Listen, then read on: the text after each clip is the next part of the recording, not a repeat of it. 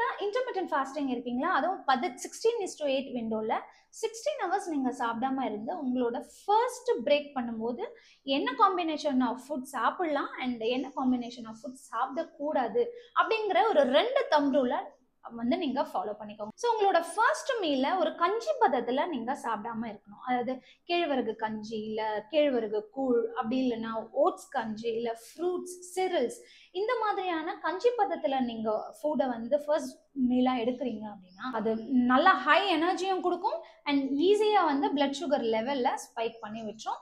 Then within a ஹவருக்குள்ள உங்களுக்கு பசிக்கவும் ஆரம்பிச்சிடும். அப்படி ஒரு லிக்விட் ஃபுட் தான் எடுக்க போறீங்க அப்படின்னா அது கூட ஃபைபர், ஃபேட், புரோட்டீன் கம்பைன் பண்ண மாதிரி எடுத்துக்கோங்க. ஃபார் எக்ஸாம்பிள் நீங்க ஃப்ரூட் எடுக்கிறீங்க அப்படின்னா ஃப்ரூட்ஸ் கூட கிரீக் யோகர்ட்டை ஆட் பண்ணிக்கோங்க. இந்த கிரீக் யோகர்ட்டுங்கிறது நம்ம வீட்டில் செய்யற கேர்டா இருந்ததுனால ஓகே தான். கடையில் கிரீக் யோகர்ட் வாங்குறீங்கன்னா ஃபிளேவர்டு ஒன்னா இல்லாம பார்த்துக்கோங்க, சுகர் ஆடடா இருக்கக்கூடாது. இன் பிட்வீன் டைம்ல முடிஞ்ச வரைக்கும் 2 to 3 liters ஆஃப் வாட்டர் மட்டும் கன்சியூம் பண்ணிக்கோங்க.